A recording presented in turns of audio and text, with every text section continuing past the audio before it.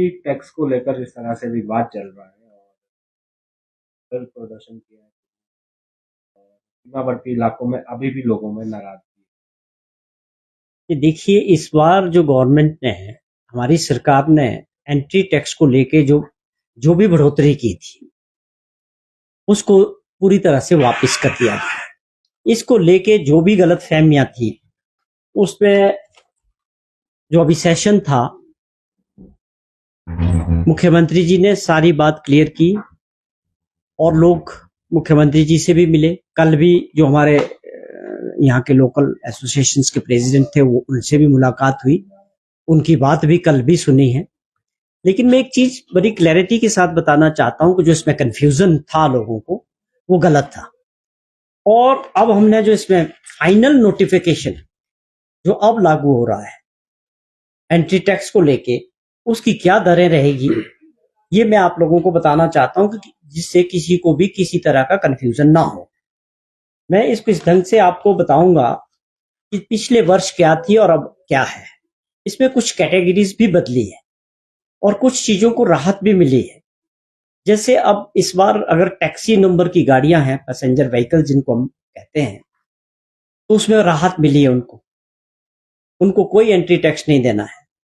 और कई ऐसी श्रेणियां हैं, चाहे आप गुड्स टैक्स कैरियर्स की बात करें या पैसेंजर टैक्स जो कैरियर्स है, सब जगह जो है इसको इस ढंग से बनाया गया है कि अगर बड़े तौर पे इसको देखा जाए तो लोगों को इसमें राहत मिली है। और जो एक और कंसर्न था इसमें कि जो हमारे लोग बॉर्डर्स पे हैं, खासतौर पे पंजाब के बॉर्डर पे, वहां 5 किलोमीटर के दायरे तक जो लोग हिमाचल में आते हैं, जिनकी रिश्तेदारियां हैं, आना जाना है फ्रिक्वेंट, या मार्केट उनके लिए क्लोज वही है, या पंजाब के लोग हिमाचल में आते हैं उनकी रिश्तेदारियां हैं, उसको 5 किलोमीटर वाले जो लोग होंगे उनको उस दायरे में स्पेशल कंसेशनल पासेस सरकार की तरफ से दिए जाएंगे।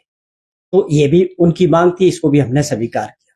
और दूसरी बात ये थी कि इसमें पहले इसको इस ढंग से प्रेजेंट किया गया कि कोई नया जो है एंट्री टैक्स हिमाचल प्रदेश में लगा है, जबकि ये कई वर्षों से लगा हुआ है। उसमें बढ़ोतरी का प्रस्ताव था, उसको सरकार ने वापस ले लिया। अब मैं आपको बताऊं कि अगर हम पहली कैटेगरी को लेते हैं, जो आप समझें गुड्स व्हीकल्स, पहले जो गुड्स व्हीकल की जो डिस्क्रिप्शन थी उसमें 20 क्विंटल तक का जो लेके आता है सामान, जो गाड़ी 20 क्विंटल तक की पास है मोटर व्हीकल एक्ट के तहत, उसमें हमारी जो एंट्री टैक्स थी वो 130 रुपया, केवल 20 क्विंटल लाने वाली। ये समझे आपकी छोटा पिकअप टाइप का जो गाड़ी होता है। लेकिन हमने इस बार क्या किया, इसको 7500 केजी कर दिया, 20 क्विंटल से 7.5 क्विंटल टन तक इसको कर दिया, 7500 केजी तक को उसी इसमें डाल दिया। और सिर्फ इसमें बढ़ोतरी कितनी की, 30 रुपए की। अब जो लगेगा 170 रुपया एंट्री टैक्स उनको देना होगा, लेकिन वो किस पे लागू होगा, जो 7500 किलो तक। तो ये बहुत बड़ी राहत उनको मिली है। और आप उसी तरह अगर हम बात करें पैसेंजर व्हीकल्स की, पैसेंजर व्हीकल में पहले हम 70 रुपए ले रहे थे, लेकिन किससे ले रहे थे, जो गाड़ी 1 से 5 लोगों को लेके आती, जिसमें मेरे ख्याल में छोटी गाड़ियां जो होती है जिसमें 5 लोग पास होती है, वो लेके अगर हिमाचल में आ रही थी तो उनसे हम लेते थे 70 रुपया। लेकिन हमने इसमें क्या किया, दूसरा उसका कैटेगरी था 6 से लेकर 12 लोग तक को लाने वाली की थी, 110 रुपया था। हमने इन दोनों को इकट्ठा करके आप ये समझे केवल 100 रुपए में लाए। अब 100 रुपए में जो है 12 + 1 पैसेंजर की जो गाड़ी आएगी हिमाचल प्रदेश में, उनसे सिर्फ एंट्री टैक्स के तौर पे 100 रुपया लिया जाएगा। तो ये मैं समझता हूं कि ये भी उनको राहत मिली है। पहले ये 130 हमने प्रपोज किया था, जब बढ़ाने की बात हुई थी तो 130 प्रपोज किया था, लेकिन अभी बाद में माननीय मुख्यमंत्री जी ने इसको घटाकर जो है 100 रुपए किया है। और आप ये देखें कि जो पहले हमारे पास गुड्स व्हीकल थे 75 क्विंटल से लेकर 90 क्विंटल तक के, जो आप ये समझें कि जो बड़े ट्रक्स होते हैं, जो अमूमन जैसे आप समझे कि एक टाटा आइशर है या स्वराज माजडा है, जो पूरे ट्रक के बीच का एक ट्रक होता है जो 75 क्विंटल से 90 क्विंटल के बीच का जिसका वेट होता है, उसमें हमने गुड्स कैरियर में पहले ये था 25-26 में था ये 320 रुपए, ठीक है जी, 170 पे था, ठीक है। इसको अब कल जो मुख्यमंत्री जी ने जिक्र किया है, जो बस के ऑपरेटर्स कल मिले हैं, उसमें उनसे ये कंसीडर किया है कि जो 75 क्विंटल तक का हम इसको जिनका वेट होगा उसको हम शायद इसको दोबारा से कंसीडर करेंगे। और आप ये देखें कि गुड्स व्हीकल में आया गया बड़ी इसमें बसेज ही आएगी ऑब्वियसली, और 6 टायर वाली, उनसे अब जो है 320 रुपया लेंगे।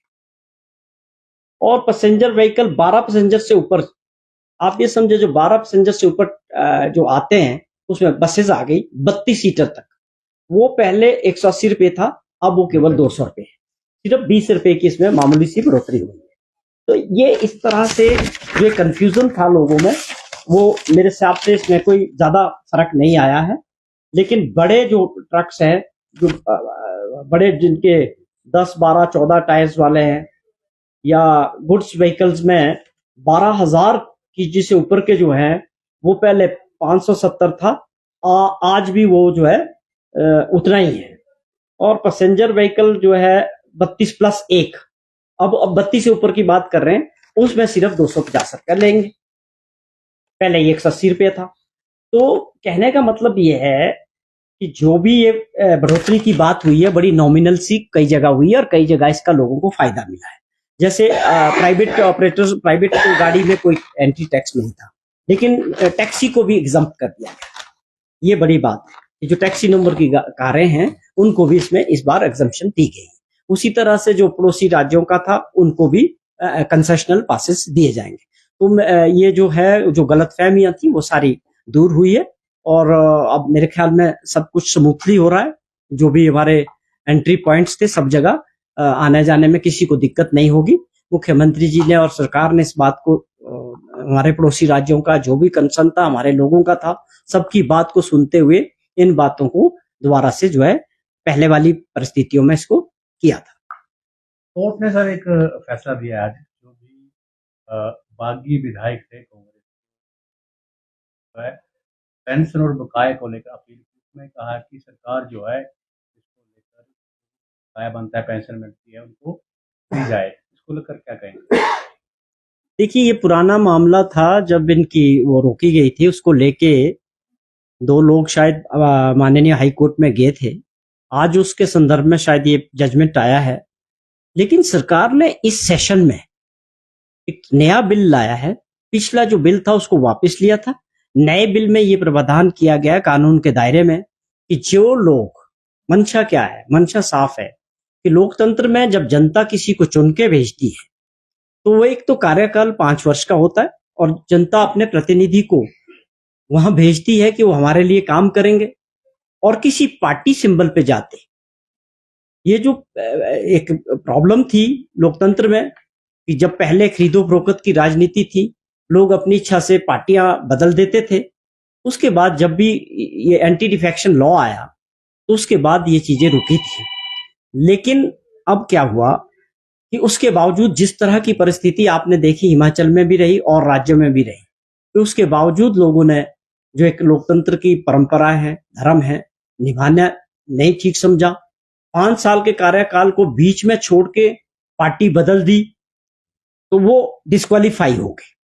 अब सवाल ये था कि पेंशन किसको मिलनी चाहिए, पेंशन का एंटाइटलमेंट और दूसरे बेनिफिट्स किसको मिलने चाहिए। स्वाभाविक तौर पे जो लोग पूरा टेन्योर करेंगे, पूरे 5 साल तक विधानसभा के मेंबर रहेंगे और लोगों की सेवा करेंगे और डिफेक्शन नहीं करेंगे। जब आपको डिस्क्वालिफिकेशन लागू हो गया, आपको डिस्क्वालीफाई कर दिया गया विधानसभा द्वारा, तो एक डिस्क्वालीफाई पर्सन किस तरह से एंटाइटलमेंट हो सकता है अपनी पेंशन के लिए? ये तो मतलब 2 कंट्राडिक्टरी बातें हैं। आपको आपकी सदस्यता का ही डिस्क्वालीफाई कर दिया गया। जब डिस्क्वालिफिकेशन लागू हो गई तो पेंशन स्वाभाविक तौर पे नहीं मिलनी चाहिए। ये मैं समझता हूं एक ऐसा कानून हिमाचल प्रदेश में बनाया है जो पूरे देश के लिए एक एग्जाम्पल होगा, और मुझे लगता है आने वाले समय में और राज्य भी इसको फॉलो करेंगे। क्योंकि आप सिंपल सी बात में मैं समझाता हूं कि एक आदमी विधानसभा से ही डिस्क्वालीफाई हो गया कि you are no more MLA. तो आप जब डिस्क्वालीफाई हो गए संस्था द्वारा, तो आपका अधिकार ही नहीं है किसी बेनिफिट्स को लेने का, या आपको पेंशन किस तौर पे मिलनी चाहिए। तो मैं समझता हूं ये ऐतिहासिक फैसला होगा। ये कानून अभी पास हुआ है विधानसभा से, ये आगे माननीय गवर्नर साहब को जाएगा, राष्ट्रपति महोदय को जाएगा, ये कानून का रूप लेगा। उसके बाद फिर से इसमें परिस्थितियां बदलेगी। जो आज का फैसला था वो पिछले कानून के तहत हुआ था, उसको हमने पहले ही राज्य सरकार ने उसको वापस ले लिया था, तो उस पर भी देखेंगे भी क्या उस पर। लेकिन विपक्ष ये कह रहा है इस पे कि आप बदले की खासतौर पे निशाना जो है वो इसी के ऊपर साधा जाए। बदले की भावना से किस तरह? सरकार का काम है लोगों के लिए काम करना, प्रदेश के 75 लाख लोग।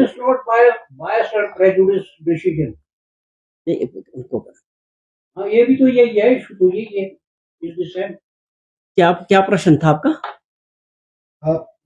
जो ये संशोधन बिल लाया गया और इसको पारित किया गया, इसके अलावा नेता प्रतिपक्ष और तमाम विपक्ष जो है वो एकजुट है और ये कह रहा है कि सरकार बदले की भावना से लगातार काम कर रही है और खास तौर पे जो बागी विधायक थे इनको परेशान करने का काम। नहीं, ये तो मैंने एक चीज बताई कि ये किसी व्यक्ति विशेष के लिए नहीं बनते कानून।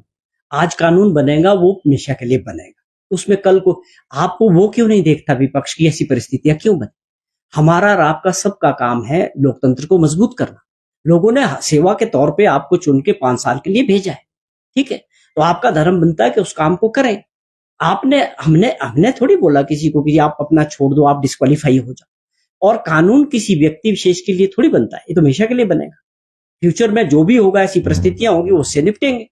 तो मैं समझता हूं भाजपा की इस तरह से डिफेंड करना अपने पुरानी गलतियों को, सरकारों को गिराने का प्रयास, खरीदो फरोख्त के जरिए ऐसा माहौल बनाना, फिर उसको जस्टिफाई करना, ये किसी तरह से वाजिब नहीं है। ये काम का स्वागत होना चाहिए था कि जिस तरह से एंटी डिफेक्शन लॉ का सबने स्वागत किया था उस वक्त देश में, ये बड़ी परेशानियां थी कि लोग चुन के भेजते हैं जिनको, वो अपना पाला बदल के सरकारें तोड़ देते हैं, तो लोकतंत्र का तो मजाक था। इस कानून को भी मुझे लगता है उन्होंने अभी इसको ढंग से न पढ़ा है न समझा है। जब ये समझेंगे तो इसका लोकतंत्र को मजबूत करने के लिए बहुत ऐतिहासिक कदम ये और कानून होने वाला है। अच्छा, एक सवाल और, विपक्ष जो है वो आजकल बहुत बड़े स्तर पर, जिला स्तर पर वो प्रदर्शन कर रहा है और सरकार के खिलाफ प्रदर्शन किए जा रहे हैं कि संस्थान बंद कर दिए गए और बदले की भावना से लगातार काम किए जा रहे हैं। तमाम ये चीजें हैं, सरकार किस तरह से इन चीजों को देख रही है? क्या आगे रणनीति जो है वो आपकी रहने वाली है? पंचायत चुनाव भी सर पर है, इसका कोई बैड इम्पैक्ट आप देखते हैं कुछ अभी आने वाले दिनों में जो है वो जनता पर पड़ेगा? वो ये भी कह रहे हैं कि जनता के सामने उन मुद्दों को रखा जा रहा है जो सरकार जो है बिल्कुल विकासात्मक कार्य जो है वो बिल्कुल। देखिए, एक चीज यहाँ समझने वाली है कि विपक्ष की क्या मजबूरी है। विपक्ष की एक मजबूरी बन गई है भाजपा की, हिमाचल में एटलीस्ट, कि उनको हर बात का विरोध करना है। उनको किसी ने ये कह दिया है कि विपक्ष का मतलब है कि सरकार के हर कामों का विरोध करना ही आपका धर्म है, जबकि ऐसा नहीं होना चाहिए। बहुत सारे ऐसे फैसले हैं जो ऐतिहासिक हुए हैं, हिमाचल प्रदेश के हित में हुए हैं, जिसमें उनको जो है बढ़ चढ़ कर एक दूसरे के साथ प्रदेश हित में खड़ा होना चाहिए था।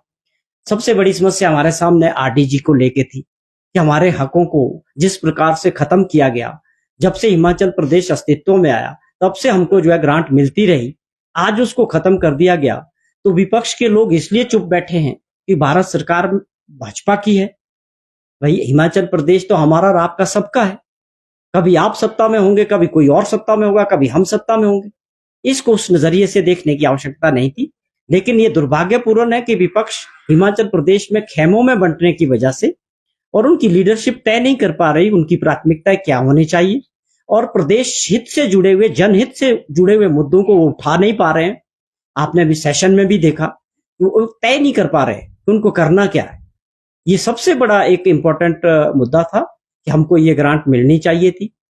अब आप ये समझें, 8 से 10 हजार रुपए का हर साल अगर नुकसान हो जाए तो उससे हमारे जैसे छोटे और पहाड़ी राज्यों को बहुत बड़ा नुकसान 5 सालों में होने वाला है। अगर आज ये बंद हो गई, आज हमने इसकी लड़ाई मिलकर नहीं लड़ी, तो ये आने वाले समय के लिए इतिहास में दर्ज होगा कि भी आप लोगों ने उस वक्त क्यों इस मुद्दे को छोड़ा। तो हम माननीय मुख्यमंत्री जी ने और सरकार ने पूरे प्रयास किए कि किस तरह से हम मिलजुल कर सत्ता पक्ष और विपक्ष को भूल के स्पेशल सेशन बुला के असेंबली का ऑल पार्टी मीटिंग बुला के बिना राजनीतिक कारणों से कोशिश की थी कि आप लोग भी साथ आए, सब मिलके माननीय प्रधानमंत्री जी से समय लें और इस के बारे में बातचीत करें। और मेंबर ऑफ पार्लियामेंट जो हमारे चुने हुए लोकसभा में राज्यसभा में जो लोग थे, उन सबको जनता की अदालत में बोलना पड़ेगा, बताना पड़ेगा, अपनी बात रखनी पड़ेगी कि आप लोगों ने क्या काम किया इसके लिए। ये आने वाले समय में चाहे चुनाव पंचायतों का होगा, चाहे आगे तो कोई और होगा, लेकिन जवाबदेही सबकी होगी। हम सत्ता में हैं, हमारी सरकार है, हमारी भी जवाबदेही है। हम भी अपनी बातें, अपने काम जनता के दरबार में रखेंगे, लेकिन विपक्ष को भी बताना पड़ेगा कि आपने क्या केवल मात्र सरकार को विरोध करने का काम किया, कोई सकारात्मक आपने विपक्ष की भूमिका निभाई। ये सारी बातें जनता की अदालत में जाएगी, तब इन लोगों को वहां जवाब देना पड़ेगा। हमारे पास बहुत सारे ऐसे फैसले हैं जो हमने जनहित में किए हैं, वो एजुकेशन सेक्टर हो, शिक्षा के क्षेत्र में, आप हेल्थ के क्षेत्र की बात करें, आप ग्रामीण अर्थव्यवस्था की बात करें, बहुत सारे ऐसे मुकाम हैं हमारे 3 सालों में हमारी सरकार ने और मुख्यमंत्री जी ने ऐसे फैसले लिए हैं जिससे आने वाले समय में हिमाचल प्रदेश आर्थिक दृष्टि से भी और हर अपने डेवलपमेंट के क्षेत्र में भी आगे बढ़ेगा। हम इन चीजों को लेके हिमाचल प्रदेश के लोगों के बीच जाएंगे। हमारी जवाबदेही हिमाचल प्रदेश के भाजपा के भटके हुए विपक्ष के प्रति कोई जवाबदेही नहीं है। हमारी जवाबदेही हिमाचल प्रदेश की जनता के लिए, उसको हम बेखूबी निभाएंगे। सर, कांग्रेस के वरिष्ठ नेता है कौर सिंह, उन्होंने कुछ सवाल उठाए हैं और वीरभद्र सिंह से तुलना की है सरकार, उन्होंने कहा कि 3-3 महीने ट्रांसफर ऑर्डर नहीं, वो कोई 1-2 मामला होगा। उन्होंने ये भी कहा है कि मुख्यमंत्री जी कभी किसी का कागज नहीं रोकते हैं और सब काम करते हैं। जहां उसमें ऐसी उनके काम में कोई दिक्कत आई होगी उसको देखेंगे, किस लेवल पे, किस अधिकारी के लेवल पे वो चीज रुकी होगी, उस पर गौर करेंगे। लेकिन मोटे तौर पे उन्होंने ये कहा कि हम तत्कालीन मुख्यमंत्री जो है जल्दी एक बिना समय गंवाए जो है अप्रूव करते हैं। अब उसमें छोटी मोटी कहीं कमियां होगी उसको दूर